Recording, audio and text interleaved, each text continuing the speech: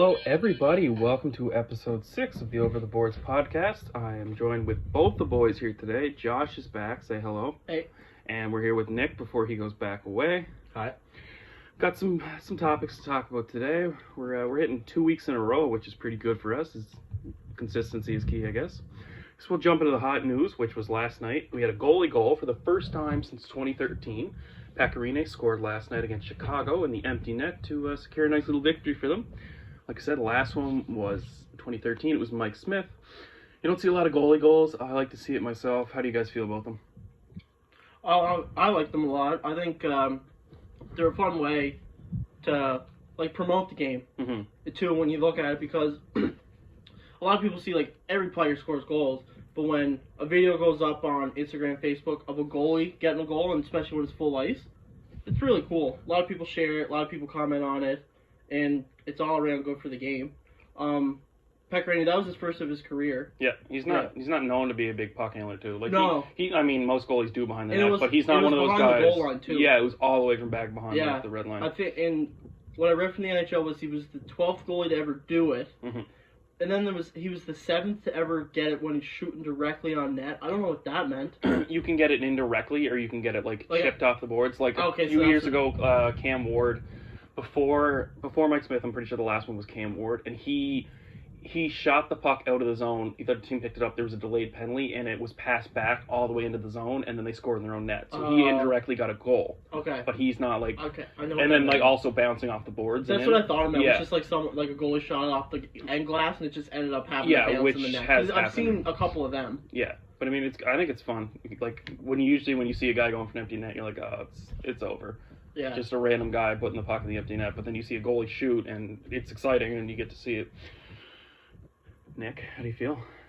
Well, everybody likes it because every time a goalie actually tries to go for it, even if they don't get it, you can hear the crowd in the building. They love it. Plus, if it goes badly, it's kind of usually entertaining too. Oh yeah, yeah, it's good. Plus, I like what Josh said because that's what I was going to bring up. 12 goals, 7 of them are only by the goalie actually shooting it in himself, which I think is much better than having an awkward bounce or putting it in their own net. Well, it takes skill to shoot a puck all the way over everybody's you're shooting heads. it over 11 players. Yeah. Because there's 6 on the other team, you got 5 you're shooting it over 11 players, so to get the chance, you might as well take it. Oh, yeah. Well, Marty Turco, who's used to be a really good puck handler, he actually invented the Turco grip, which is the way I shoot. You put your dominant hand up top, and then you curl your glove over and you flick it up. Yeah. I was listening to him on an interview, and he was saying that he almost scored, but Peter Nedved jumped into the air and knocked it out of the air. Yeah, which kind of shitty when you hear. I think if that happens, that should be a high sticking penalty, and then it would be a high stick, but instead it should be an automatic goal. The same way if you trip someone on a breakaway or an empty net, it should be an automatic goal. Yeah, but it's on a. Oh yeah, I understand if I shoot it and it goes over half and you're at your own blue line, you jump and it looks like it's going in and you knock it down. Why? But there's been a couple instances where people did that, but it wasn't a high stick. They had below the bar. That's fine. No, I'm saying, but if you were to jump in the air, reach up and tap it out instead of being just a. But you'd have to know for 100% that it was going. But if it's a straight shot, if someone's in their crease and they just flick it and it's going straight. Yeah. Well, we'll get on the topic. I didn't have this as a topic, but since we're here, do you guys like the trapezoid rule or no? The lines behind the net where the goalies can't go in the corner or they'll get a penalty? I think it's kind of for more of their safety. Yeah, because you honestly don't know. With players out there, sometimes they'll forget. But Olympic because when you're going in on the forecheck, you're just focused on getting to that puck, right? But they don't have it in the World Juniors. No, it's only in the NHL because it's because of Broder and Turco and them who used to just take they dump the puck in and then all of a sudden be right back. Don't you think that's interesting? If you're dumping it in for a line change and then you dump it in and all of a sudden it's coming right back. It makes the game faster. It makes it more interesting instead of having icing and stuff where you just dip the puck in. It can be an icing where a goalie can come out and take it, play with it. You can break down. You can do a breakout, and you can just make it a little more fun. I'm fine with not having it if they ever changed it back, but you have to make goalies are fair game. Oh, I think goalies should be fair game. If you leave the crease and you go behind the net to play the puck, I think you should be able to get hit. I don't think you should be able to just run around the boards and whack them. Yeah, no. But I think I would be fine with that if they took the trapezoid out and said, "Listen, goalies are fair game now." Yeah. I still think I think now goalies should be fair game. If I come out to play the puck, if I skate to beat you in a rush, you should be able to. And I think that's why they have the trapezoid because they don't want goalies being fair game. Because goalies can't really defend themselves because they got too much gear on to really move. Plus, their only focus is getting the puck to their getting the D puck. right away. They're not They looking don't, for a guy yeah, to come exactly. run them over. Yeah. It is fun when it happens. You got to keep your head up though. It is funny when it happens though. When a guy just like total drives the goalie into the boards. But you know what happens after You that. know what happens after that, but it's fight, funny. it's Funny just to entertaining. see it. Yeah, but Because then you don't see it enough, and then when a goalie gets leveled, you're just like, oh, yeah, goalies can still get hit. Well, do you remember a couple years ago? I don't remember who it was. I think it was Hasek. It was Hasek versus might have been like Wes Walls or somebody when they were playing the Wild. He came all the way out and dove, and whoever it was went flying right over and all the way into the net. Might have been maybe Havlat or somebody. Do you know? I know. I think it was Gabrick, wasn't it? Yeah, it might have been Gabrick. He was with the Red Wings. Because he went like he had both hands on his stick and landed and like did like a full front flip. Yeah, over. he went right over. He launched himself. I think that would be funny to see again. But All right, we'll jump back into the Predators because that's the reason we started with that. Out comes Peter Laviolette. He is fired, and then instantly, right away, no hesitation, John Himes comes in. He has Rob Scuderi now as an assistant coach with him. Interesting shift. The Preds are just a few games above 500. They're 6 or 7 points out of the last wild. The second wild card, 5 points out after the win last night. Oh, after the win last night, they might be 3 now then. Yeah, depending on the other scores. But they're just outside the second wild card spot. It's been a funny year. I mean, this is when you look at it like historically. He was only the second coach. Hines is now the third coach in all of Predators history. It's a weird, especially during the year. I mean. Yeah, the team isn't doing that great, but it's kind of, it's one of those damned if you do, damned if you don't kind of situation. If you fire the coach, they can go on a run. If they fire the coach, they can just completely shit the bed from here on out. But when you look at that team, I think that was the only option you could really do with this moment. Like, I think he's run his course. Like, the Peter Laviolette hasn't been resonating the rest of this year. Sometimes the voice just goes stale. And that's what I mean. Like, he's not resonating with the players. I heard a story about how he had a tendency to lose locker rooms quickly. Yeah, and if you look, I went back and I looked through his history. This is his longest tenure. It's just over 5 years. He has never coached anywhere more than 5 years. This is his third or fourth team. He was with the Flyers. He was with Carolina. I don't remember where he was before that. I think he was with the Islanders in Arizona, maybe. I know he was at the Islanders. He might have been with the Coyotes. I don't remember before. That's the thing. Just he was with the Preds, and then before he was with the Preds, he was with the Flyers, and then Carolina. He won a cup. He won a couple Carolina in 2006, and that was his first year. Yeah. He's never. Yeah, this is the longest term he's ever had with the team. So I think he is one of those guys where after just so long, the message goes. He's had success in Nashville. He's never missed the playoffs. He never missed reached the finals. Reached the finals. He's 1 for 3 in the finals, so he is a coach that's going to get you there if you need him to. But I think after a while, it goes just right down the toilet. But if you look at the team, it's pretty obvious they haven't been resonated with him.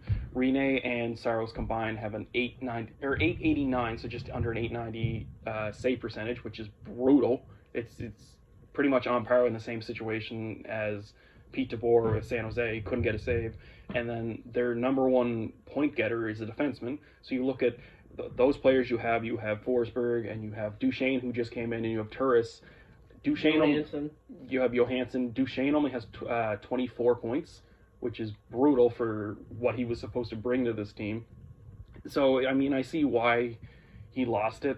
He lost the dressing room and everything, but I'm curious to see where this is going to go. Like, I had experience watching John Hines with my Jersey Devils, and then we got rid of him. I mean, this wasn't the year for him, and I understand why they got rid of him, but I don't know.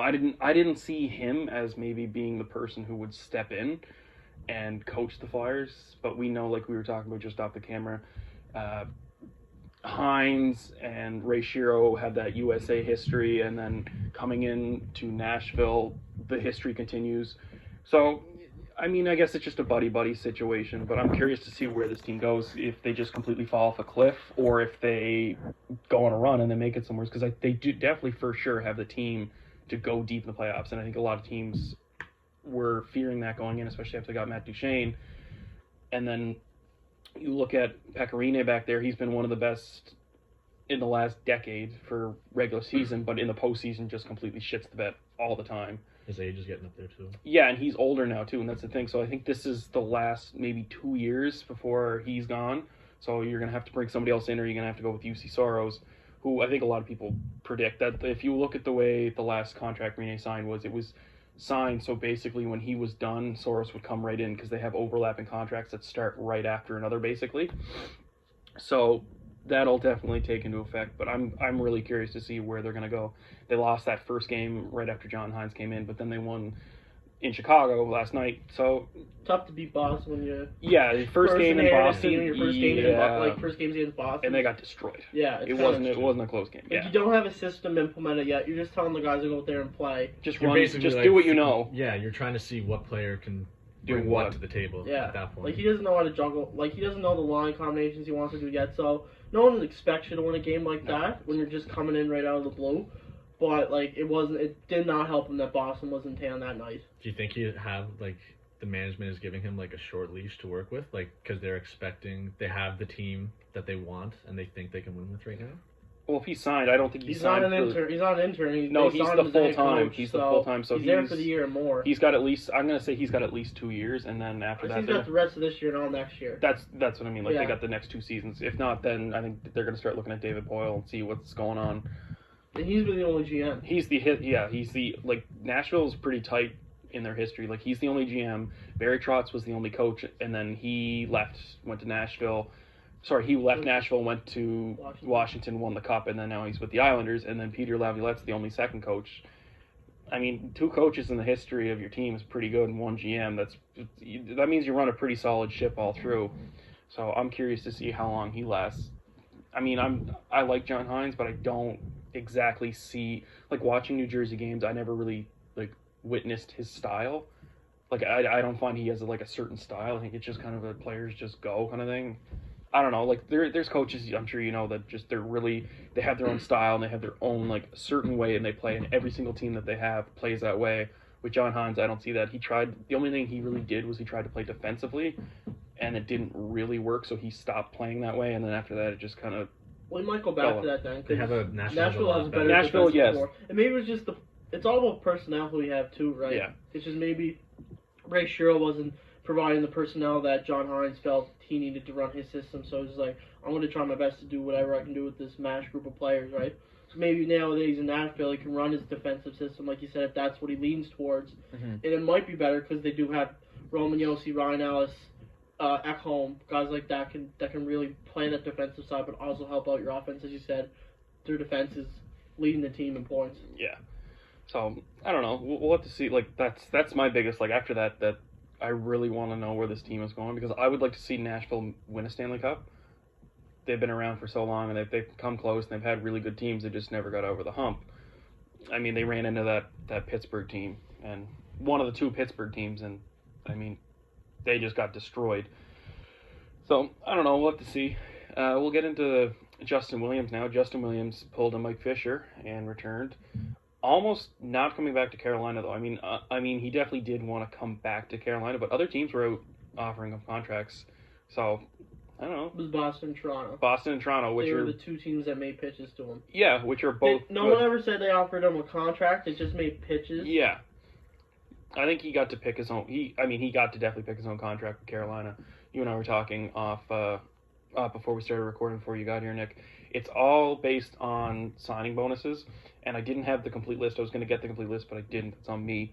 But it's basically a $700,000 contract. With $1.3 million in signing bonuses. Team and player bonuses. Yeah, so basically it's if he scores 20 goals. If they make the playoffs, every round they win, he gets an extra something. 100,000 or 150,000. If they win the cup, he gets something. 200,000. If he wins the Conn Smythe, it's like 250,000. If he scores 20 goals before the end of the year, it's like 150,000. If the team does certain things like with him involved, it's definitely, it's basically a league minimum salary with just, if stuff happens, good, he gets a little more money at the end of it. I would have been curious to see him go to Toronto, bringing like the game that he plays into Toronto, because if he's going to Carolina, I know he's very comfortable in Carolina. He's played there for years. He's won Stanley Cup there years ago. But if he's coming back, he's going to be playing 3rd line, maybe the 4th line, and he's probably going to get 2nd power play. I would have been curious to know what he would have been doing in Toronto. Probably a similar role, but maybe, I think he might have even been on the penalty kill. But we'll get into the Leafs talk with that. If he goes to Toronto, something has to give, somebody has to go. So what I've been hearing for a while is before Janssen got hurt, there was trade talks that Janssen was going to be traded to the Rangers in a deal that was going to bring back their backup, Gorgiev. Now, he got hurt, and then those trade talks fell through, and we're going to get... They both got hurt. They both got hurt, yeah, and we're going to get into the Rangers goalie situation in a little bit.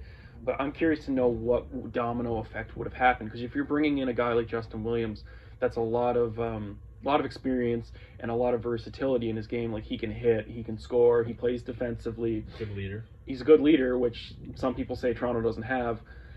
And I just would have been curious because they have so many like forwards and they don't have the defense, which is the big concern, right? And they don't have the defense and they don't have the backup goalie. So when you have 6 lines of like forwards, like when you look at the Marlies, like the guys that they signed who are NHL players like Kenny Agostino and like Pontus Aberg, you have those guys ready, waiting to go. Who do you ship out then? Because you have so many forwards, and that's the thing. Like, it has to be Janssen or Kapanen. But do you want to get rid of a guy like Kapanen who's small? He's not small, but he's an agile, speedy player. Sometimes you don't have the choice though. It's true, but because right now Toronto sits at like 1.3 in cap space, and on LTIR they have McKay's contract, and then they have Janssen's contract, and Janssen gets paid 3.4. So if he comes off LTIR, Toronto's over the cap. So would you think about trading Janssen then? Like I said, it's Janssen or Kapanen. They both have the same salary, so you move one of them. But one of them. I would be on the side of moving Janssen. Isn't Kapanen an extra year? Isn't Kapanen a 4-year deal? I think Janssen's a 3. Is 4. Jansen's is 4. Okay, they both have 4. They both did. Yeah, okay. Or Kapanen I think's 3. Yeah, one of them's 3, one of them's 4. Janssen's they're almost 4. the I know same that. value. So Kapanen must be 3. I would be on the side of moving Janssen because I think you can find Janssens and like. I'm not trying to knock them. I'm just saying. No, but I think I know what you're saying. We draft Janssens every year. Yeah, like Kapanen's Nick Robertson is the same. Like who we drafted in the second round in the previous draft. To me, he's the same. He's a Janssen.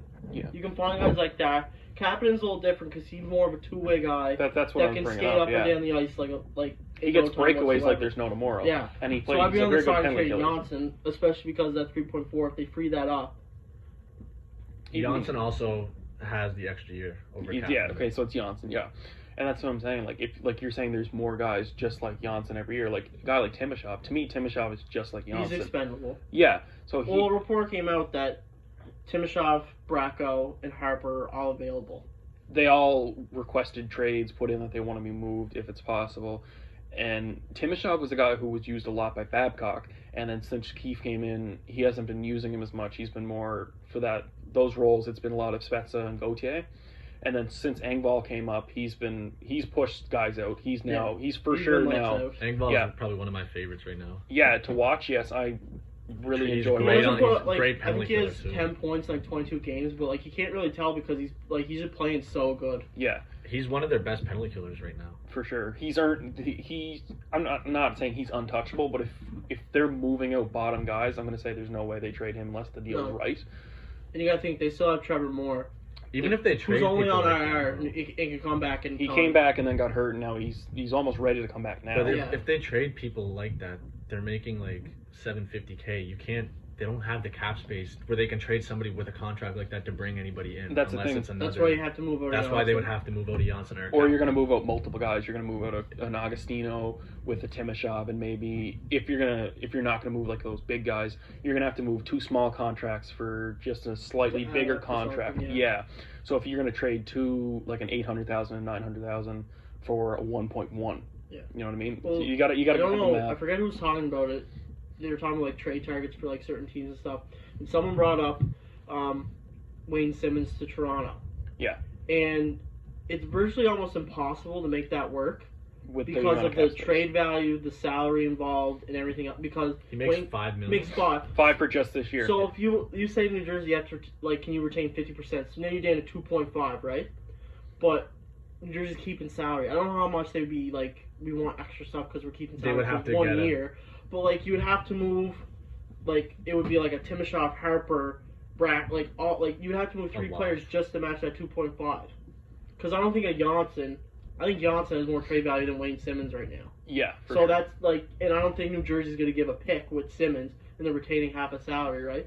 So like, it's going to be super hard for Toronto to do anything at the deadline that really says, wow, like what a splash. It's probably just going to be like if anything like a minor trade, like a low tier guy for a low tier guy. I heard something sort of similar. I heard Cody Ceci hasn't really worked out in Toronto, and he has a massive cap hit. Honestly, you could move him out, and Justin Hull will take his spot in a second. That's the thing. What I heard was they want to move Ceci out.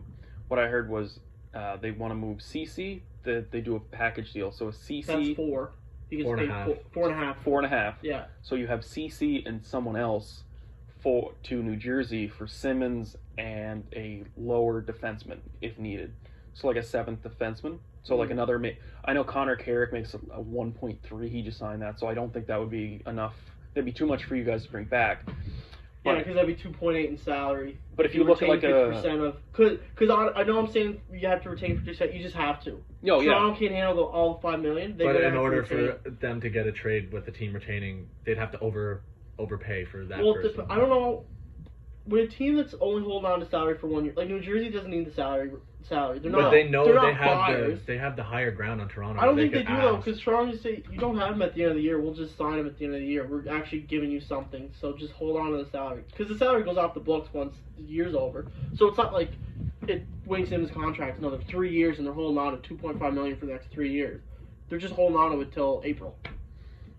No, the thing that I was hearing was you'll have Toronto's trying to unload all the money. They want to get rid of Cody Ceci and his massive cap Which hit. makes sense. They talked at the beginning of the year when they were trying to find a backup that they were willing to get rid of Ceci to bring in a backup just for the Which makes sense because I don't know, his agent's phenomenal. Mm-hmm. To get $4.5 million on a 1 year deal just like that, it's phenomenal. What I was hearing was they would take a roster player, so a forward, and Cody Ceci, and bundle it for Wayne Simmons and Mirko Mueller, and Toronto would give a 2nd or 3rd round pick with it to sweeten the deal. So you get Mueller, who would be the forward though? Maybe Timashov, someone like that. Maybe if they're really desperate and they want to, maybe it's going to be a 3-team deal or something where they're going to try to pick up a defenseman. You don't see a lot of them anymore. Well, we're gonna get in. I completely forgot to get into it, but right after we recorded the other night, there was the Scandella deal, Mike Riley, and then Michael Frolik coming all around. It wasn't a 3-team. They just all did it. They just flipped. It just ended up being a domino effect. But I think but one had to go to another, so it was probably one was on the line with the other and said, "Hey, wait, we got to make a trade." I think Buffalo somebody got a pick and then traded that pick right away for the player. It was a 4th round pick, but it was hard to. I can't remember. Ottawa traded a 4th for Mike Riley, and then they used. And then Montreal used the 4th to give to Buffalo. Yeah. But could you? I think Buffalo used that 4th round pick to go to Calgary to get Frolik. Yeah. So I think that it was teams. Technically like a 3-way deal, but it wasn't a 3-way deal. It was just wait a minute, we have to make something work here. Yeah. So that 4th touched every team in that deal. Yeah, but would you want to get rid of Cody Ceci's contract, and maybe just say Timashov, or maybe even if it has to come to it like an Engvall, would you want to see Cody Ceci's contract go with the cost of a 2nd round pick with it and a roster player for someone? It wouldn't be a 2nd this year though. I guarantee you wouldn't get a 2nd. So maybe because Toronto doesn't have a 1st this year. Yeah, so they want to. There's no way Colorado is stupid enough to miss 2 rounds of a draft. Yeah, that's going to be a deep draft. Yeah. So we'll say it's a 2021 2nd round pick. Okay. It's Timashov, maybe even Engvall, and if it's Engvall, there's no way you're getting a 2nd. So Cody Ceci's I say Timashov a 2nd and Cody Ceci for Simmons and Mueller and maybe a 6th. They could throw in Augustino or Albert too, since they don't even have them on. New Jersey loves Kenny Augustino. Oh, I love Kenny Augustino. I wanted him signed at the end of the year, but we didn't really have all the room for him. But I would definitely have no problem bringing him back. But would you, if that was a proposal, would you? Yeah, I love Wayne Simmons. I would definitely take that. You would take that contract? Yeah, as long as New Jersey keeps half his salary. Yeah. Which they would definitely have to. That's where the 2nd, I would think, would come into play for eating that contract and Cody Ceci's, right? Yeah. Cody Ceci's is a 1 year. At the end of the year, you just let him go or bring him back on a super cheap deal. No. All right, so we got to your Leafs. We'll slide back over across the pond. Now let's skip us. There's no need to talk about it. You don't want to talk about Montreal? Shit show. I think we should talk about Montreal. What's going to happen in Montreal? I hope that Montreal continues to suck so we get a good pick, because we're not turning it around. It's far too late. Were you guys ever at 8th in lottery odds? I'm not sure. Right now? It's just inside the top 10, I think, yeah. Oh, right now, yeah. We're bottom. I think we're 24th in the league. So that's 7. Wow. Because you just, after last night's game, you guys have an 8-game losing streak. Second time this year. You guys have lost 3 times To Detroit. 27% of Detroit's wins. Someone said Yeah. that's. I think it was on Yeah. Sportsnet. Yeah, it was. 27% of Detroit's wins this Or, year. it was ODOG. ODOG said that. I think it Yeah, was. 20%, 27% of their wins came from Montreal. They I lost like what twice Jamie to New McClellan Jersey. said too. Piss away 6 points. Yeah, and that he's not wrong. He's not. No, and you guys have been struggling. Like, I think you guys on paper had a really not a really Before good team. Juwan went down, we were 11-5-3. That's the thing. If you guys have all your healthy players, I think you guys you could make the playoffs. But when you have Especially at how bad the other teams have been underperforming up until now, then, obviously. yeah. The So NF you guys, was wide open for a while, but now you can see it's starting to close off. yeah, when you have teams like starting to turn around, but when you lose Drouin, you lost Byron, you didn't have Scandella yet, who I think is really good for you guys I like defensively. Scandella. I think you guys should bring him back next year. Pekka and Armia and Tisdale are still too. Yeah, they're both out.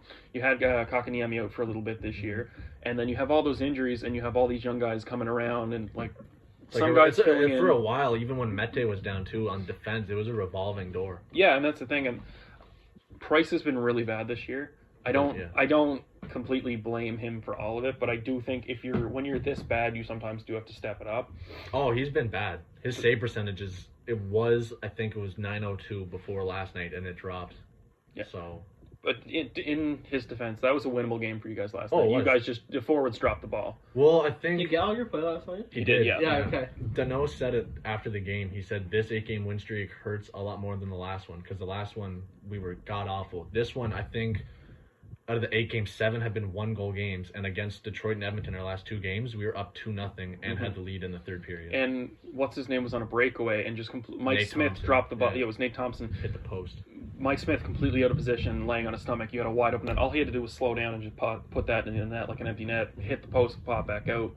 And then on that play, like a minute later, that's when they scored, was it not? Yeah, it He was came right, right it was back funny. I was down. watching with my dad, and as soon as he hit the post, he said they're going to score. And Yeah. won. It's usually what happens though. You miss a chance on one end, you're gonna get It goes scored all the on way the back. other end. Yeah. Yeah. But, what are you guys full sellers this year? I know you can't be, you can't, it's been talked about today. You can't move Price's contract. I think they're staying patters. Honest to God, I don't know who you move. Well, the guys were saying that on TSN the other night too. Like, there was no point in trading like a Jeff Peachy or a Thomas Tatar because you still have them for next year. Yeah. Like, you'd be giving them away for nothing. But I think Thomas Tatar's his value is through the roof right now with the season he's been having. Well, even last year. Yeah, but you can come back next year with But this he can come. roster Yeah, fully exactly. We healthy can and- come back next year with if that's why I want us to tank and get a good pick because we can get a good pick and we still have the exact same roster. We have to sign Domi.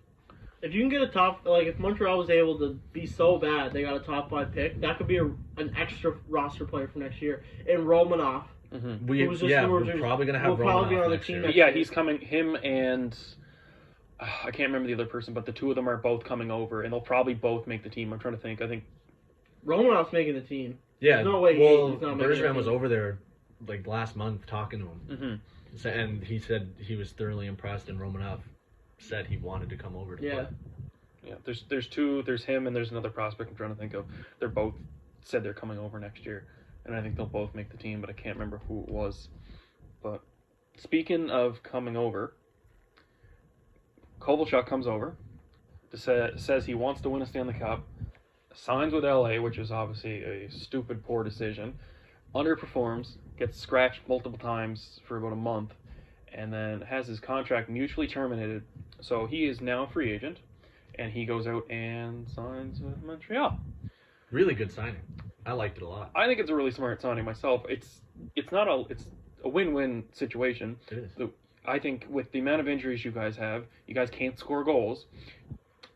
He's not what he used to be, that's for sure, but he still knows how to score goals. So if you can get 10 goals out of him before the trade deadline, that's something, it's not nothing. And at the same time, it was Bergevin sending a message to his team saying that we're not giving up on you guys. Like, the season, we're not giving up. We're not throwing the season away. Like, we can salvage it. He got Scandella, which we needed another lefty. Yep. And then he got Kovalchuk, trying to salvage what he can until we're healthy again.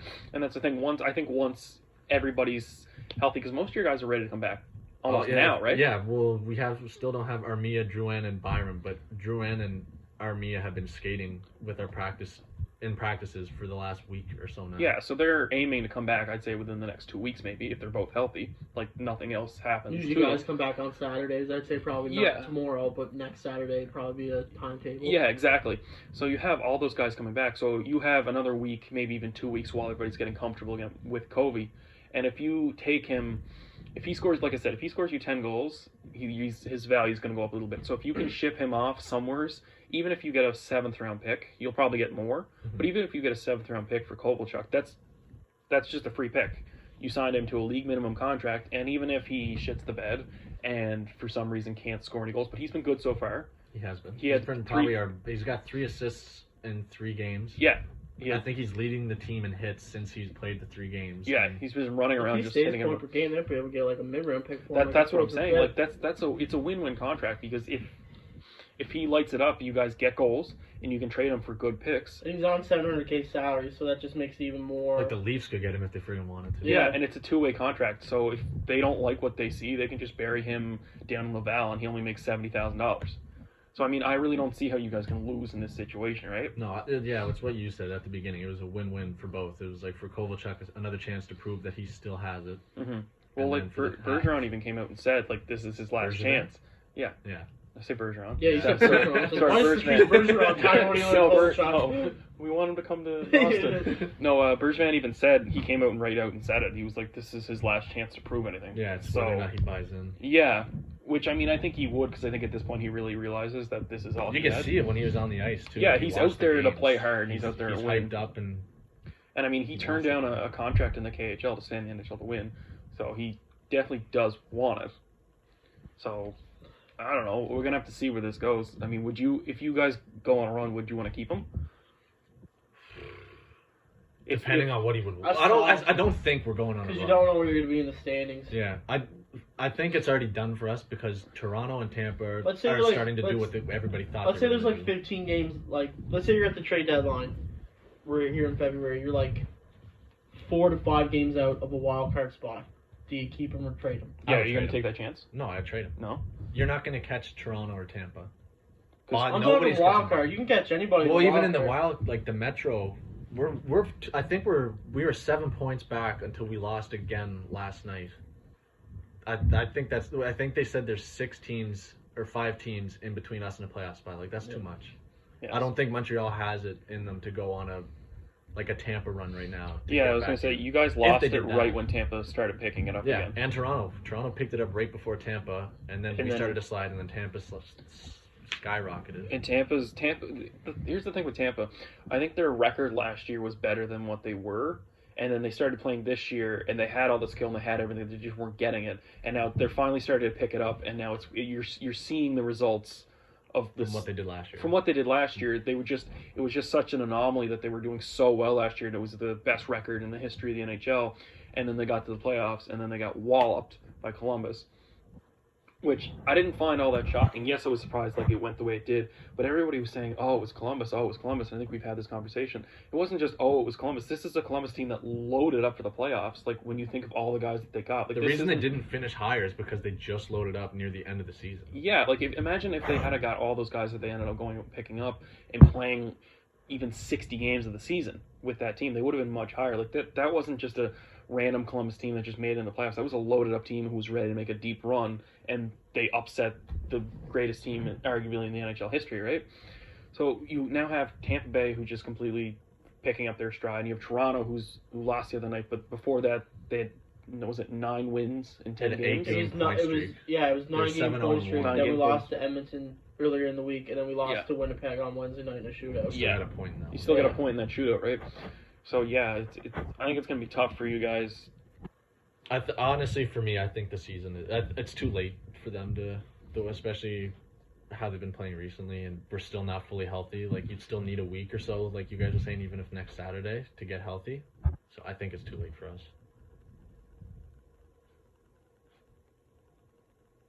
Hi. Are you taping? Yep. What'd you stop for? Because you walked in.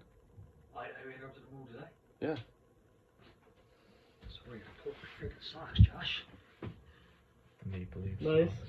Get water just for you today. Did you? No, actually, kids at my bus gave me for Christmas. They don't know you very well, do they? No, Oh, it was a gay gift. Uh, It's actually, when they said it was my gay gift, they give a big thing of chocolates too, so. On the bus Monday, they're going like, oh, Tuesday, they're going like, looking, right? I know, they didn't say anything. So listen, I said, it's too cold days, I'm going to wear your socks on Friday for you. So I went on the bus today, I said, look, I got them on. They just want to see it. Yeah. Pot on? Alright. Thanks. They probably won't still here when I get back. Maybe. Alright, that was my dad. So, thanks for interrupting that one, Kenny. So, we'll jump to our next topic. World Juniors. We spoke about it the other day in our video, but it was over.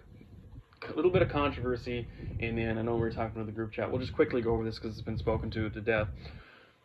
Canada's coming back. Russia's starting to crumble, and puck goes over the glass. Hits the perfectly placed TSN camera. Call on the ice it's not a penalty. They go back, they go forward. I mean, they play the rest of the game, and Canada, with Akil Thomas coming back, scores the beautiful, well-placed goal, wins the game. Now, we were talking about how it definitely should be a penalty, and then Bob McKenzie was speaking, and I heard James Duthie they both spoke about it. They're saying the reason it wasn't a penalty is there's, in the double IHF rules, there's a rule that if the puck goes into the air and hits an obstacle such as the Jumbotron, it's considered remaining in play, and therefore it's fine. I think he misinterpreted that rule as because the camera is like up like a Jumbotron would be, it's considered in play, where it's behind the glass and it hit after going over the glass. So I think it was a bad interpretation of the rule, and that's what resulted in a no call, and Canada ends up going and winning. Now, if I'm being brutally honest, like we've already said, I think that should have been a penalty, and I think that's a situation where if I'm Russia, I would have been pissed, and I would have been for sure start calling a timeout to see what we could do or what was going on, if they knew if they couldn't do anything or not. But I think it was just I think it was a messed up situation, a missed call by the double IHF. I mean, I don't know, they called Barrett Hayden for holding the stick when he got dragged down. yeah, which was also karma brutal. Is karma. Like, I don't know how many power plays Russia needed. Oh. Yeah. If they really felt they needed that, like, score on the first 5 you had. Yeah, they're 1 for 6, I think it was. Yeah. So it would have been huge. I didn't really care they got it. It didn't matter. It would have been 6-on-3. Capitalize on your special. Yeah. You could have been leading 4-0 after the first. That's bad team play. Yeah, I just wanted to jump into that because I know someone did ask me earlier. It's not the ref's fault that Russia lost the game. It's Russia's fault Russia lost the game. It is Russia's fault. Yeah, you're right. But I think that was a bad call on. I mean, they're making bad calls all night, but that was a bad I don't think it would have went into the crowd though, because the way the puck was going, it looked like it was gonna hit the top and fall into the penalty box. I know it's still out, but it's not like it was skyrocketing going right into the crowd. No, it didn't launch because it was only a little flick backhand, right? So you just tried to get that puck out. But to me, it should have been a penalty, but we know it's not the way it went. So we'll move on. We were talking about the Preds earlier in a disappointing season. Probably an even more disappointing season is San Jose. San Jose completely has just crapped the bed since we got off the hop. And just brutal, like we said. Martin Jones and Aaron Dell have been brutal. They haven't been getting the goal scoring. And another big setback last night or the night before was Logan Couture. He's out 6 to 8 weeks after taking a hard hit into the boards. There goes one of their top forwards. Most of their forwards haven't been stepping up this year. And when you lose arguably like your best forward, your leadership in your room, the captain, it's a big blow. Now, I've been thinking for the last couple of years that after the cup run, I think that was the writing on the wall. That was the tipping point with San Jose, and they've just been trying to pick little things here and there to like patch their holes. So you lost Marleau, who's a big leader. At the time he's a 20-goal guy, 50 points. You lose him. Joe Thornton was getting older. Your defense was at the time kind of iffy at that. So they've been just kind of stitching things together and plugging holes. And then you get to this season and it's all falling apart. I think Joe Thornton's done after this year. He's probably going to retire. He's going to go play in the Swiss League. What are you guys going to do in this situation? You have 2 goalies who are underperforming. You have just older guys who are hurt. They're probably like Joe Thornton's going to retire. Patrick Marleau's going to retire. Don't have a lot of room. They just signed Carlson to that massive contract. He's been underperforming this year. I still think when he hurt himself a couple years ago with the injury to his Achilles, he's not the same because he can't turn. He used to be a really fast skater. He used to be able to turn on a dime. Now he can't turn, and he's super slow, and guys are just blowing by him. So what are you guys going to do if you're the GM of this team? I don't know what you can do. I feel like San Jose is just going to become like the new LA. They also old That and never slow. won a cup. they don't have their first round pick this year. It's Ottawa's. Yeah, and that's You the thing. imagine Ottawa getting like A lottery pick. Two lottery picks. Back to back, they San draft. Jose has a lot of regulation losses. Mhm. yeah. It's not like they're losing in overtime. No. It's a lot of regulation Yeah. losses.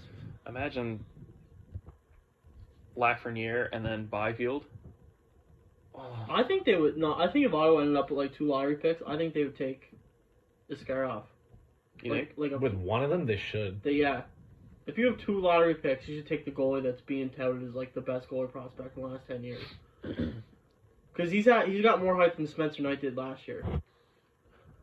I think San Jose's big mistake was signing Carlson. I think most people thought that at the time. Like, why are you giving that much money to a guy of that age, who When you already almost- are struggling with cap space. Yeah, and that's the thing. Like, that signing is what pushed Joe Pavelski out. Who he's not having a great year himself, but he put in a lot of hard years in San Jose, and he also was a big factor for getting them goals, right?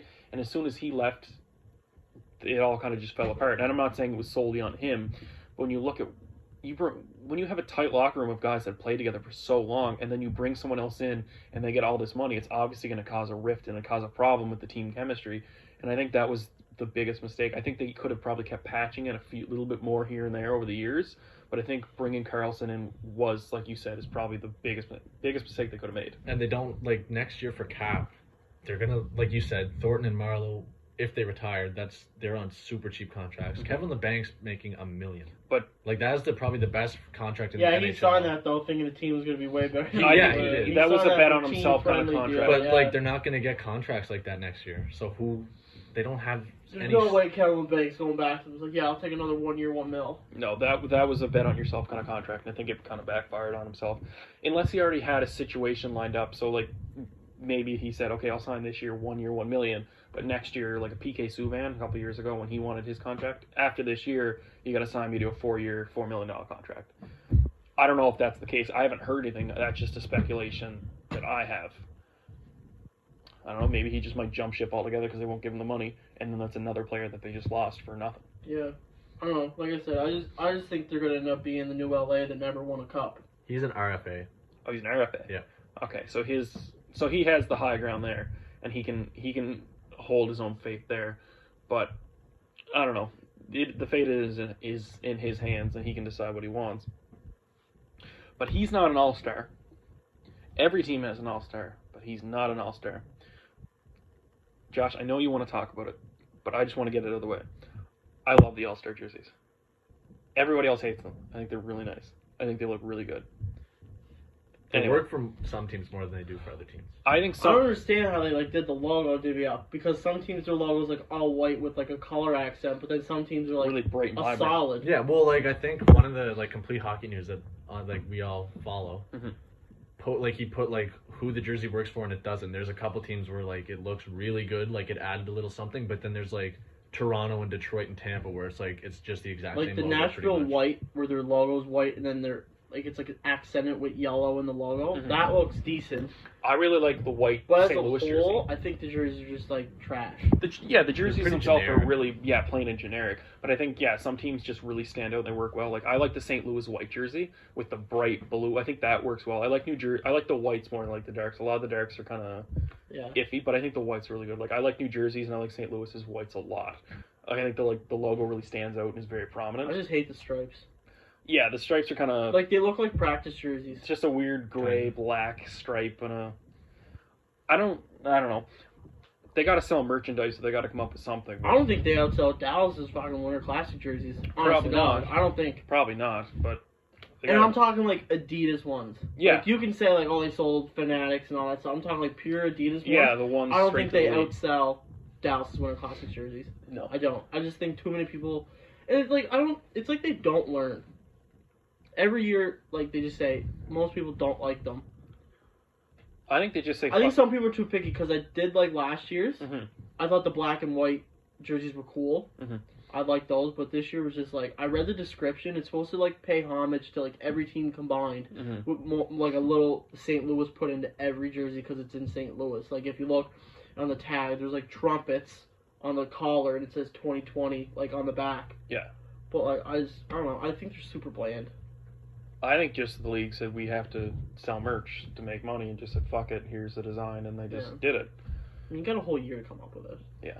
You got years in advance. Yeah.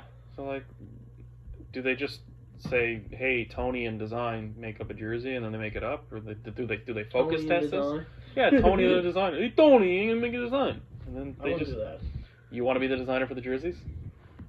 Yeah, I could probably make a better jersey than they could. Maybe they're just trying to go super simple, so they'll be like, all right, there's no flashy shit, so nobody's gonna be mad. That might be what they're trying. They're to just do. trying to go super plain, super generic, so I nobody miss the can make old a stink crazy of it. jerseys all with this like the stars all over them Yeah. and the crazy collars. I don't know. I don't mind them. I think it's made it harder for them to make jerseys because now there's 4 teams. 4 divisions, you mean? Like the 4 teams, yeah. Yeah. Oh yeah. Because Yeah, it's not yeah, East versus West anymore. yeah. It's When they had the Metro, East versus like- West and like they were white and red for East and white and blue for West. Those Yeah. were like some of my favorites. I love I know those they jerseys. weren't that like. which just had the conference logo on Yeah. it. Yeah, I like those. I used to like when I was younger I did. Now I'm kind of like iffy on them. When they had the North America versus the World. Do you guys remember those Yeah. jerseys? The NBA still does that. Yeah, Except they yeah. do the states versus the world. Which I think is good too, because Yeah. then you have it's an even But they amount. don't. It's like it's like players under 21, I think, in the NBA. It's like at a certain age you can't play in it. Yeah, and I was gonna ask that for the. Oh, that's what the they All-Star changed game. rookie because they used to do rookies versus sophomores in the NBA, Mhm. and then they changed it to USA versus the world. So it's rookies and sophomores that can play in it, Mhm. but like they divvy up, and now it's a world team versus a US team. And it's actually a really good game. A lot of people don't watch it because it's like on Friday night, I think. Mhm. It's like the opening to it, but it's actually a really good game. Now, do you guys watch the All-Star game? I do. I kind of do. I'm kind of like, I kind of usually have I it don't in the watch background. Saturday night. The skills comp, I don't watch Oh, that. the skills have no, like, I might put it on the background, but I don't have any interest in any of that. A couple of years ago, I liked it when they had going back to goalie shooting is when I was they gonna had bring that up the earlier. goalies yeah. trying to shoot Mike them, Smith trying to get like the pucks in the mini nets. Yeah. That was the only thing that interested me, but like, I'm a goalie, and I like guys who move the puck, so that was interesting to me. But for the most part, I don't really care who's the fastest skater, because I don't think that's a good representation of who the fastest skater is if you're just gonna do one lap. You know what I mean? Yeah, well, talking about like the NBA and stuff, like, I watched the entire NBA All-Star Weekend Mhm. because it's enjoyable throughout the whole thing. Like I said, Friday night you have the World versus the USA. Saturday is the skills competition, same as the NHL, but the difference between the NBA and the NHL is it's very rare that you see guys that are going to play in the All-Star game on Sunday night do the skills competition on Saturday night. It's guys that like the NBA watches and personally invites. like the Mhm. dunk Like, competition. Vince the biggest Carter, one. Dwight Howard, and John Morant right now are all invited to the dunk contest. Vince Carter and Dwight Howard already said yes. Because Vince they Carter's know. not going to be an All-Star. John Morant's not going to be an All-Star. Dwight Howard is actually top 10 in front court voting right now, but I doubt he's going to make the All-Star. So I think with the NHL, and Bill Daly talked about this, like we have to find a way to players not to say no to us, like Ovechkin does. I think the biggest thing is not making them commit to a whole weekend. Mhm. Because, like, LeBron, Anthony Davis, Giannis, Joel Embiid, all those big-name guys, they don't do the skills competition. They enjoy a Friday night and Saturday night at the arena, drinking, getting the guys together, all that stuff. And then Sunday night, having a pickup game, because that's what it's come to, and it's super fun to watch. Mhm. So I think if the NHL just adopted, like, so the skills competition, talking about the fastest skater, it doesn't have to be, like, Connor McDavid, Dylan Larkin, like it was a few, like you don't have to be an All-Star to be in it. That's what I'm saying. I I think think if you they should bring be in, like, voted in for your special. Kapanen, Anthony CU, like different guys that like Mhm. they invite, like they track everything. So I'm sure they can track who the fastest guys on the ice are. Bring those guys in Saturday night. That way, you not only bring more players like names up, you attract more fan bases because people Instead of each team having, like, if one Kasperi Kapanen player. was Yeah. in the fastest skater competition, I might turn it on Saturday night to see if he can actually win it. Because you know Captain's not an all-star, Yeah, but you know he's competing against guys like and then McDavid. that And way. then they could sell more merch that way too, because you'd have more. You have more jerseys. guys in there, yeah, and that's where I wanted to go And to. then that way, that night, like Ovechkin, I guarantee you Ovechkin wouldn't say no if all I said to him is play that 3-on-3 tournament on Sunday night. Yeah, and you can half-ass it, just flick the puck around with Yeah. your Or buddies. going like the hardest Because the shot. problem is they Yeah. want him doing stuff Friday night, they want him doing stuff Saturday night, and it's a whole weekend you guys set aside. With NBA players, there's like, yeah, I'm an all-star, but I'm not doing anything else, so I'll go there Thursday night and we'll chill for the weekend, and then we'll play the pickup game on Sunday. I think that's a huge thing, is involving so many other players to promote the fan base of every other team. Mhm. Like, a huge guy that I think is underrated in the NBA, and Nick, I think you agree with me, is Spencer Dinwiddie from the Brooklyn Nets. Mhm. He's been a huge part of their team for a while now, and he's not an all-star. I think I think I've been voting for him. I do vote for the NBA All-Star. I've been voting for him like crazy. But, like, he was in the skills competition last year, and he killed it. Mhm. And then he just enjoyed the NBA All-Star game the next night. I think that's the biggest thing. And it's not rocket science. No, it doesn't. Just invite players that are not all-stars to do your skills competition, attract more fans, more fan bases, and let your big names do that 3-on-3 I tournament. think we talked like if like Weber is an all-star, but like say he wasn't, bring him and Chara in just for the hardest Hard shot. shot. Yeah, that's what I'm saying. Like, I want to get to that. Like that's where I wanted to go with it, with you, like to get your feedback on it, because everybody knows Ovechkin's gonna be the All-Star game, and like if Crosby's healthy, he's gonna be at the All-Star game. I want to tune in to see Kenny Agostino, see if he can beat Dylan Larkin or Connor McDavid in the fastest skater competition. You know what I mean? That's gonna make me turn. I turn think it the on. only reason the league doesn't do that is And because you they'll have know to give the people player, know- and you don't have know to give who the he players is. the option to decline the special competitions, and that's the thing too. When they say you're doing it, Mhm. you're doing it. Mhm. Yeah, like I said, in the NBA you get invited, and they say to you no obligation if you want. They've invited LeBron James to do the dunk contest since he was 18. Mhm. I think he's done it once. Has he done it once? Oh yeah. I don't even think I don't he's even done think it. he's done it. I can't I don't remember if think he's he's ever done done it. I don't think he's. I know he hasn't done it in years if he's ever done it. Mhm. But like they invite you and say, if you want to do this, great. If not, we got a list of 20 guys behind you that we'll easily invite. Like I'm super pumped to see Dwight Howard and Vince Carter in the dunk competition. Like it's gonna be crazy. Yeah. It's gonna be entertaining. It's gonna be very what entertaining. It is. It's gonna be And entertaining. that's what Yeah. the whole point of the weekend is to entertain the fans. It's for the And fans. bring in money. And if you're making players take out a whole weekend in the middle of an NHL season to do stupid shit, Mhm. they're not gonna do it. Mhm. And that's the thing. Like, I think it should be pointed at the attributes of the players. Like, we all know, like, Sidney Crosby can stand there and hit the targets. Yeah. We know that. We know that's why he's one of the best ever. We know he can hit 4 targets in a net. I want them to calculate, like you're saying. They have this stuff. Everything's calculated. It's all They know all numbers. everything they do in the skills competition. They track on a nightly basis. They know the fast skater. They know who Mhm. takes the hardest shots. They know who passes the best, has the most passing percentage. They can find guys that are not voted into the All-Star game and do this. It's a 3-on-3 competition, so a lot of guys, like they said, get snubbed. And to appease to those guys who got snubbed, say, hey, you're really good at shooting the puck, even though you weren't invited. Do you want to come and do the shooting skills competition? And that's what I think they should do. I think it should be, we'll say, top 7 in every category. Like, we have the top 7 fastest skaters. We have the top 7 guys with the most accuracy. We have the top 7 hardest shots. You bring all those guys in. You maybe make that a little earlier. So maybe you make that the Friday or the Saturday. And then you have your quote-unquote all-stars play the all-star game, say, on Sunday. So those guys, so like an Ovechkin, maybe he turns down the hardest shot, and he just says, hey, I'll just play in the game. So before the break, it ends on Wednesday. The game's not till Sunday. He has all that time to go spend with his wife and to spend with his kids. Yeah. He does all the time. And that's the thing, too. You can make it into a family trip.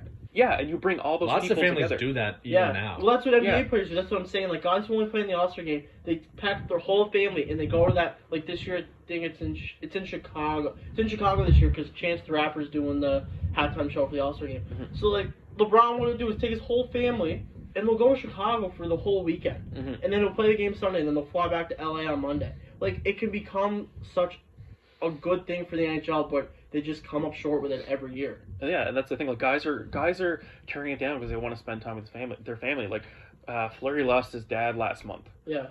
I don't think he should be punished for trying to spend time with his grieving family after losing his father. No. So, say he gets voted in the All-Star game. I think how and good he would says, be- "I'll go." He can, like we said, Wednesday to Sunday, take all that time off. The All-Star game itself isn't that grueling. So you finish on a Sunday afternoon Yeah. or a Sunday night. The season starts again on Monday or Tuesday. You have those couple days. He got to enjoy the time with his family, and then he gets to be the fan voted player in there. Isn't it? Usually it gets the whole. Is it a week? It's a week, yeah. It's So a like week. the break starts Wednesday before They and it don't goes start till until Wednesday Monday. after. Yeah. I think that's what it is. Yeah, so you have lots of time to spend with your family, and that's the thing. Like you make the All-Star game, the 3-on-3 game, or whatever you want to have at the very end. So then guys have 2 more days off after that. You put that on the Sunday, and then on the Friday or the Saturday, you fly those guys in, like the guys who are doing the hardest shot. You do the guys who are going to do the fastest skate, and that's the thing. Like if you bring in, just say like we're saying like Kenny Agostino, he's in the minors this year, so he wouldn't qualify. So, but if you have a 4th line guy who's not really a household name, you get him coming in, you do the fastest skater, you go, wow, this guy's really good, this guy's really fast, and then that could even help his career. You have then you have scouts looking at him, and you have other guys around him that say this guy's a really good guy. Like I hung out with him for a week, or I hung out with him for that night, and he was a good guy. And then he gets brought up, and it gives him more exposure. It does him better. He can sign better contracts. Like guys who might not get the spotlight will get the spotlight, and it can help everybody because you might have those casual fans. You might have that guy from that small town in Ontario whose family is going nuts, and then you have that entire town that's going nuts because he's in there, and then he's creating all this buzz, and then he's selling merch, he's selling jerseys, he's selling everything, and then it just helps everybody. I don't see how it doesn't hurt the game in any way. It would help the game. Oh, there's no way you can hurt the game by adding more players to a weekend. Yeah, and then people are saying, well, it's not an all-star game. Well, you have an all-star competition. If the guy's the fastest player in the league, why isn't he in the all-star competition for the fastest player in the league just because he's a 4th line guy who plays 11 minutes a game? Yeah. Because then can you even really, like, he was the fastest skater there. He's not the fastest skater, like, because the titles are, like, hardest shot in the league. You have the hardest shot of 5 guys. There could be 5 other guys that aren't there. But that's what I mean. Chara's not going to tracking All-Star all game this this year. stuff, so they should be able to tell who has the hardest shot, who are the top 5 guys who have the hardest shot. So the title works. Because there's no way they're not tracking this. Yeah, and that's the thing. I'd love to see Weber and Chara and whoever go head to head with some guy that plays 7th defenseman. Ryan Graves over in Colorado. Yeah, I'm pretty sure he won the AHL's hardest shot competition last year or the year before. I can't remember. With Hartford. Yeah. And that's the thing, like, I would love to see that. A guy come out of nowhere and just not, because Shea Weber's can blast a puck. Chara can put a puck on over 100. If a random 7th guy comes in and blasts 110, like, you don't think that's going to help him? That's not going to help the league, right? People are going to go, wow, this guy's really good. Like, that was unbelievable. And then you can get writers writing about that. You're going to get clicks. You're going to get exposure. Like, that can be not a viral hit, but, like, that can go out there in social media, and people are going to see that, and they're going to go, wow, like, look at this competition. Like, look what these guys can do. And I just don't think that's going to hurt the game.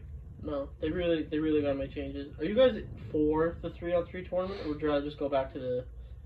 I wouldn't go back to East versus West, because what the NBA does is the two top vote getters from each conference, and this is the only time they use conferences, are captains. So last year was LeBron for the West, Giannis for the East, and then they pick teams, whoever they want. Doesn't matter conference, division, nothing like that. Well, that's what they did a couple years ago. That's what we used to do. When we had, like, the NHL, they would have the captains pick their teams. Yeah, because Phil Kessel went last. Yeah. Yeah, I like that. I think that would go back. They should go back. I think they should do that and then put a spin on it and make that a 3-on-3 tournament.